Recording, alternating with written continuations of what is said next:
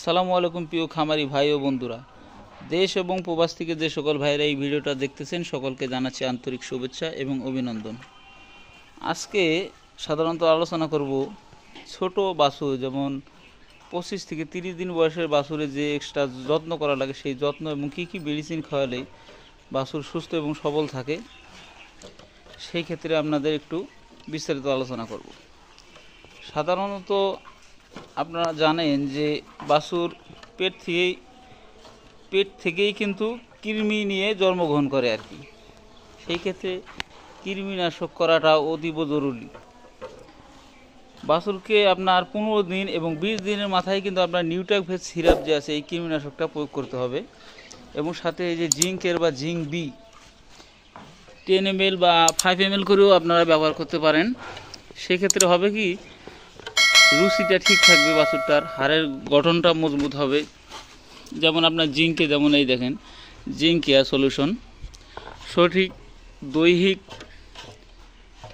গঠন ও ওজন বৃদ্ধি, হাড়ের গঠন স্বাভাবিক ও মজবুত করে, সঠিকভাবে পালক মানে এটা আপনার পোলট্রির ক্ষেত্রে রোগ প্রতিরোধ ক্ষমতা, রুচি বৃদ্ধি করে আর কি। খুর বাট সুরক্ষিত রাখে আর কি। এছাড়া ডায়রিয়া চিকিৎসা সহযোগী হিসেবে কাজ করে। মানে যদি আপনার গরুটা মাটিও খায়, ছোটো বাচ্চাটা যদি মাটি ভুলে খেয়ে ফেলে, মাটি তো অবশ্যই খায়, মাটি দিলে এখনও খাবে, সেক্ষেত্রে আপনার পাতলা পায়খানা হইতে পারে, আমাশয় হইতে পারে, সেটা কিন্তু আর হবে না জিঙ্ক যদি নিয়মিত বাছুরটা খায় আর কি।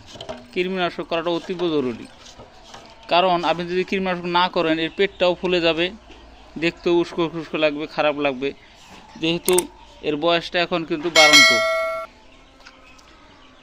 সেই হিসেবে কিন্তু আপনার এই নিউট্রাকভেট সিরাপ একমি কোম্পানির এবং জিঙ্ক কেয়ার এই দুইটা মেডিসিন আপনাদের ব্যবহার করতে হবে বাছুরের ক্ষেত্রে।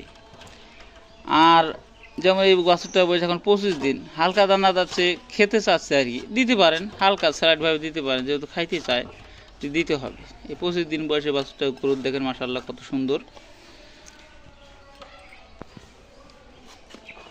কিছু ভাই বলেন যে লিভার টনিক না, ছোট বাছুর, এত ছোট বাছুর যেহেতু এই লিভার টনিক না খাওয়ালেও চলবে, কারণ এই লিভারে কোনো প্রকার এখনও সমস্যা নাই আর কি। সমস্যা হয়ে গেলে আপনারা খাওয়াইতে পারেন, কিন্তু না এলে খাওয়ানোর দরকার নাই আর কি।